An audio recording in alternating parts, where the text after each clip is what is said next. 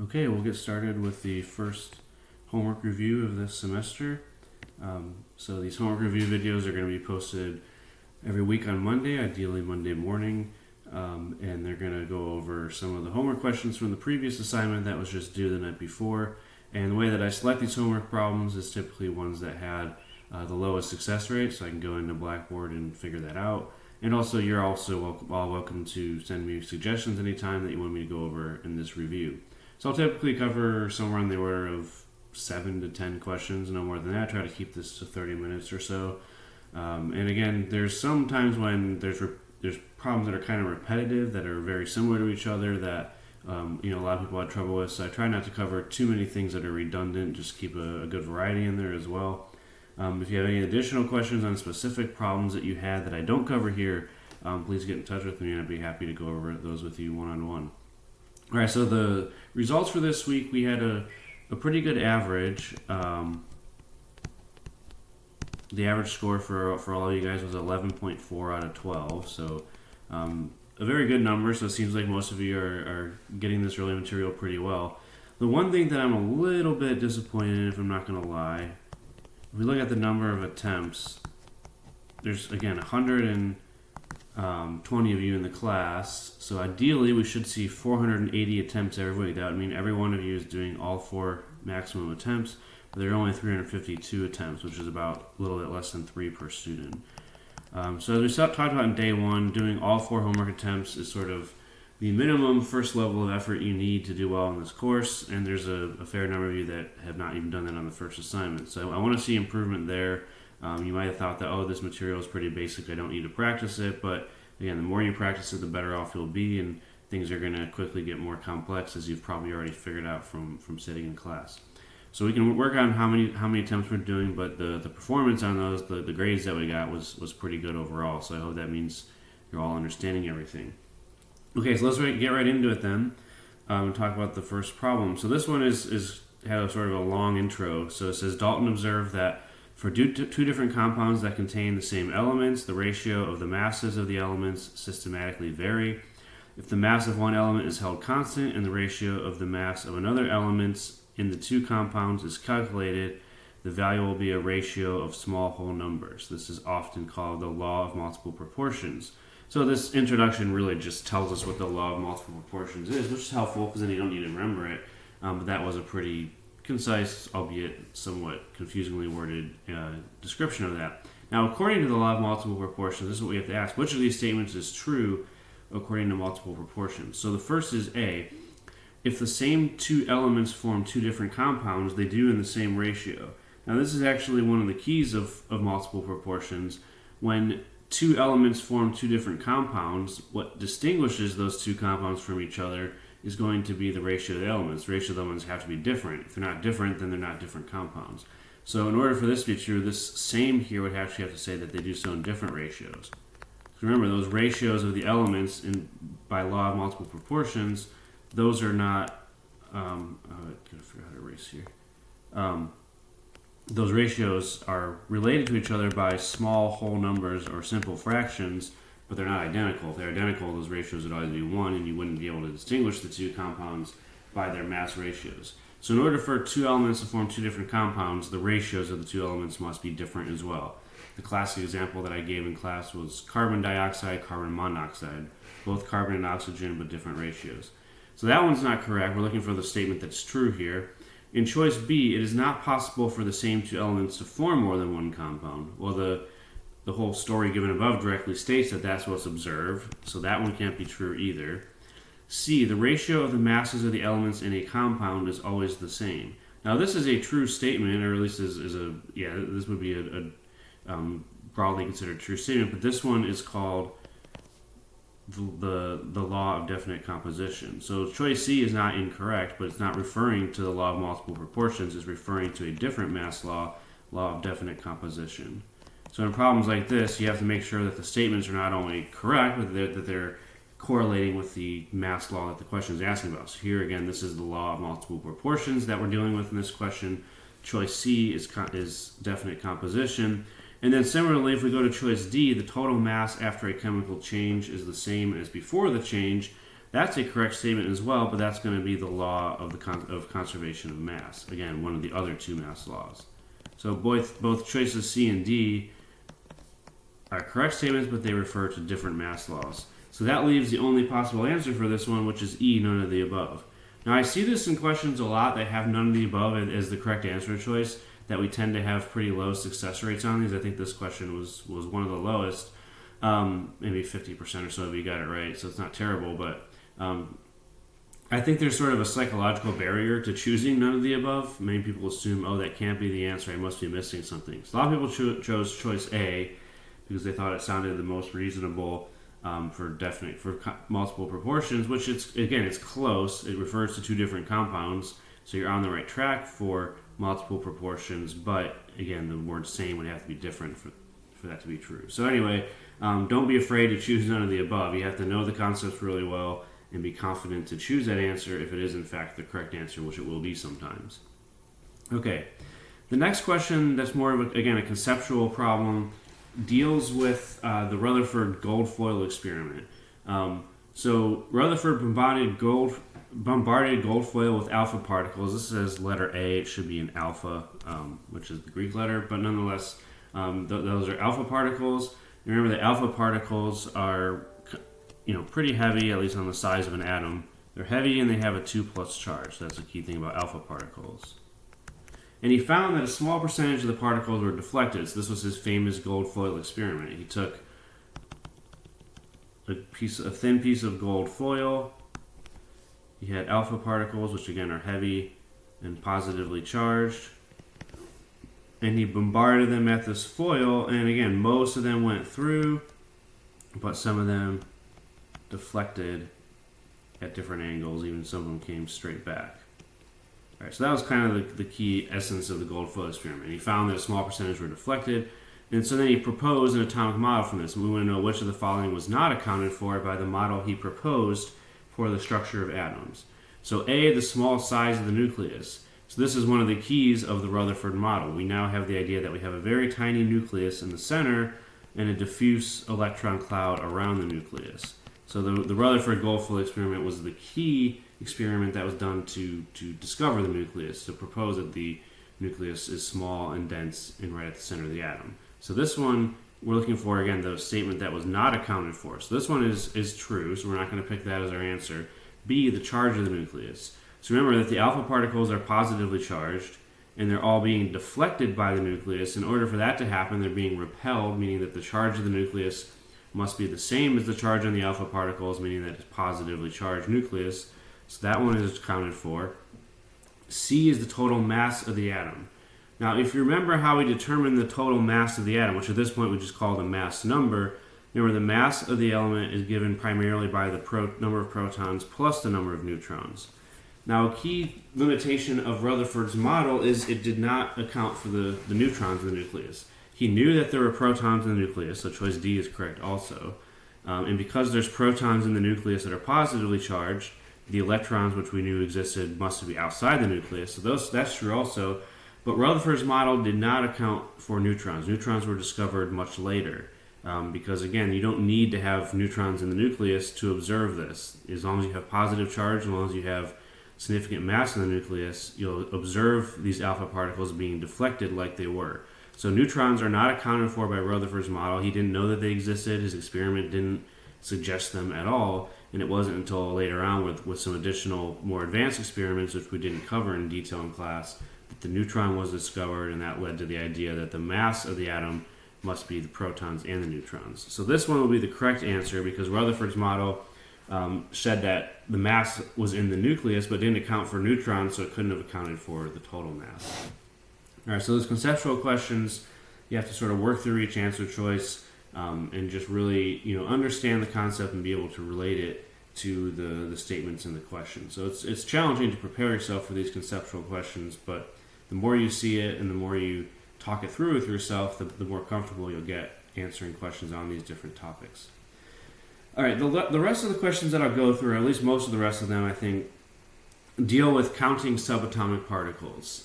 So again, when we give you an atomic symbol, or an ionic symbol as it is here, what you should be able to do is figure out how many protons are in the nucleus, how many neutrons are in the nucleus, and how many electrons are surrounding the nucleus. All three of those can come out of this atomic symbol.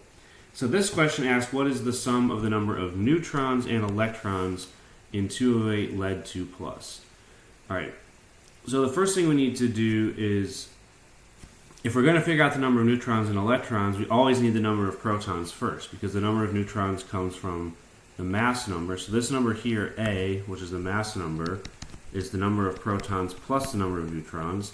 So number of neutrons is not given directly. We need to figure that out once we know the number of protons. And similarly, the number of electrons is going to be the number of protons minus the charge of the ion if it's charged. And so again, we need the number of protons first. So to get that, we need to go to the periodic table, because in this atomic symbol, we do not directly give you Z, the mass number. Remember, in some cases, you would see this written in this way, where Z, the atomic number, is directly provided in the symbol, but here it's not, so we need to go to the periodic table to figure out what it is, because the symbol of the element Pb, which is lead, is going to tell us what the correct number is for the number of protons. So let's go find a periodic table and bring that up. So if we go to the periodic table, we look for Pb. It's not one of our first 36, so we're going to have to search hard for it, because it's not one we expect you to memorize. But here it is, number 82, Pb, that's lead. So because it's number 82 in the periodic table, let me see if I can zoom in a little bit so you can see that better. All right, there we go. Pb number 82, that's lead, and so that means it has 82 protons in the nucleus. That's what that number 82 tells us. So in this case, we don't need to answer this for the question, but we'll need it to get the other two numbers. The number of protons is going to be 82. So then finally, to find the number of neutrons, that's going to be the mass number A, which is 208, minus the number of protons, which is 82. And so what is that? 126. Make sure I don't screw up the math. Yeah, 126. So there's 126 neutrons. And then for the number of electrons,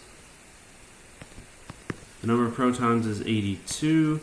This is a 2+ ion. And so that means we have 2 fewer electrons than protons. I think figuring out the number of electrons was one where some people got confused. So remember, electrons are negatively charged. So if the overall charge of the ion is positive, that means you're deficient in electrons. That means you have less electrons than protons. So we're going to subtract 2 in this case to get 80. And that means the number of neutrons plus the number of electrons, which is what this is asking for, the sum of those two, is going to be 126 plus 80, which is 206. All right, and this was a problem that had variable inputs, so you might have had a different mass number or a different charge given, but you'll use the numbers in the same way that I showed you here. Looks like I duplicated a question, so we're not going to do that one. Let's go on to the next one. Okay, there's another one that's very similar to that, but I need to come back to it later. All right, this question asks, which of these have the same number of electrons? Now, this one here is maybe worded a little bit confusingly. I had at least one student ask me about what are you asking for here. So what we're looking for here is we want to pick the answer choices. It was a multiple choice question, so you had different combinations of these answer choices. I didn't write all those out, but you had to pick the answer choices 1, 2, 3, 4, or 5, where the 3 elements or ions that are given within that answer choice all have the same number of electrons. So again, we're looking for the situation where all 3 given elements or ions under one of these Roman numerals would have the same number of electrons as each other. We're not comparing all, 15 of these answer choices. We're just comparing 3 within each answer choice and seeing which of those sets have the same number of electrons. Okay, so we have to go through and do this, and it's going to take a little bit of time, but let's go through it. So again, we're looking for number of electrons here. So number of electrons in a neutral atom is equal to the number of protons, because you have to balance the charge completely. But if you have an ion, if it's negatively charged, it's going to have more electrons than protons, the difference being the charge that you have. If it's a positively charged ion, you're going to have more protons than electrons, again, the difference between the two being the total charge that you have. So we're going to have to use all those concepts here in this question, because this is a combination of neutral atoms, positive ions, and negative ions. So first answer choice, Br minus, Kr, and Sr2 plus. We have to go to the periodic table for this. So Br minus, Br is 35, but Br minus would have 36 electrons because we add 1. Kr is atomic number 36, that one's neutral, so that would also have 36 electrons. And then Sr2 plus, Sr is number 38, so it has 38 protons. The 2 plus ion would have 2 fewer electrons, which would also be 36. So all three of those have 36 electrons. 36 for Br minus, where again you're adding 1 to Br. Krypton is atomic number 36, so when it's neutral it has 36 electrons. Sr2 plus is atomic number 38. If you take off 2 electrons, you're left with 36. So this would be one of our answer choices already. Now we have to go through the rest. The next one is carbon, N minus, and oxygen.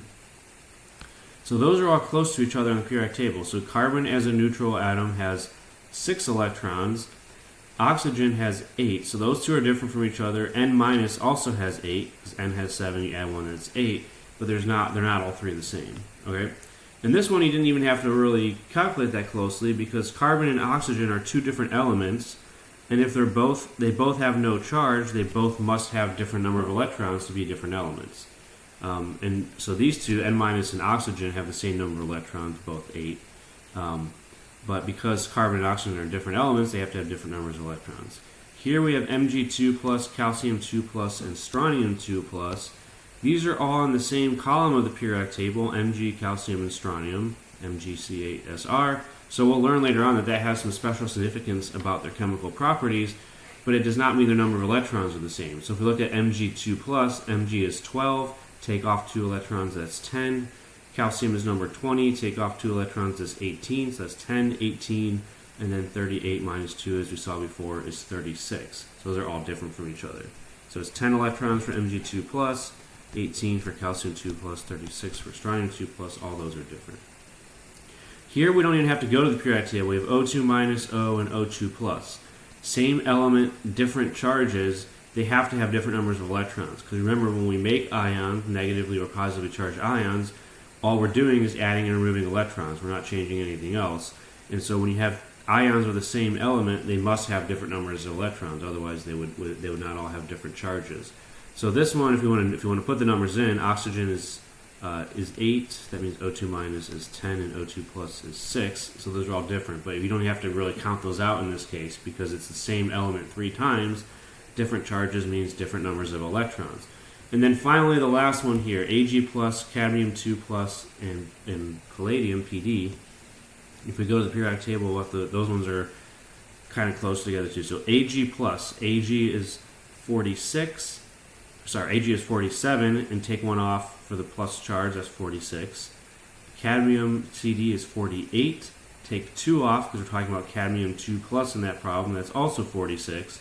And then palladium as a neutral atom is atomic number 46, which means as a neutral atom it has 46 electrons.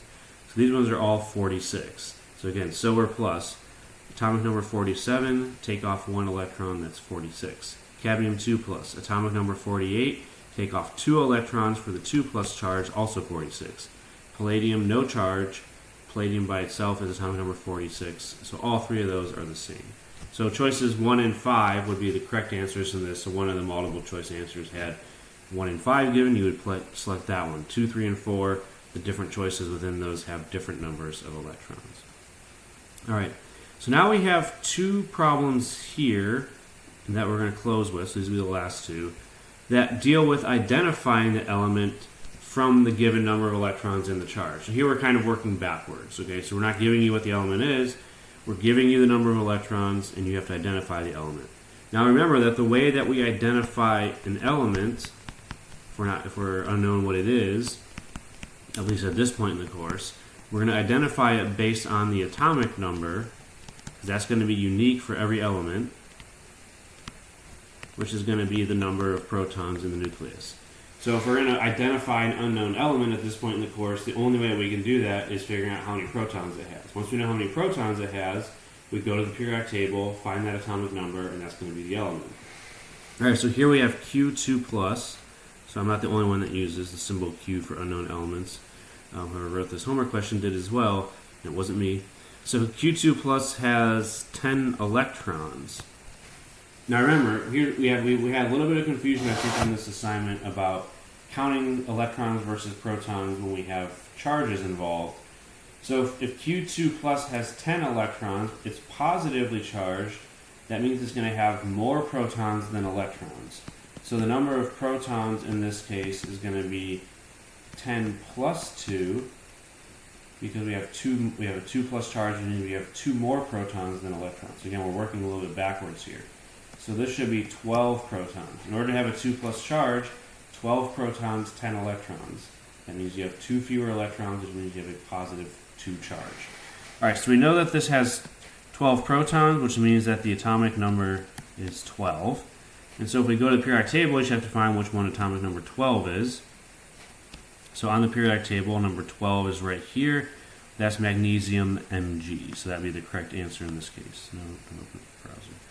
All right, so choice C, Mg is the correct one.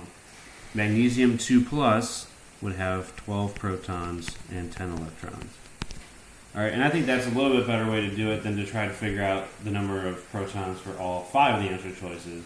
Just work backwards, figure out the number of protons that you must have, match it up with the periodic table, and that'll give you the answer. So this one is now very similar, but here we're dealing with a negative ion. So what's the identity of E if it has 18 electrons? Now, because it has a 2 minus charge, that means it's going to have 2 more electrons than protons. Remember, anytime we have a charge, it's because the number of electrons is different than the number of protons. In this case, we have a negative charge, so that means we have more electrons than protons to give us that overall minus charge. All right, so in this case, the number of protons, which is what we're looking for, we have 18 electrons. Electrons are going to be, in this case, 2 more than the number of protons. So we have to subtract 2 from that, and that's going to give us 16 protons. We have 16 protons, 18 electrons. We have 2 extra electrons, which gives us the 2 minus charge. All right, so now we have to figure out which atom on the periodic table has Z atomic number equal to 16.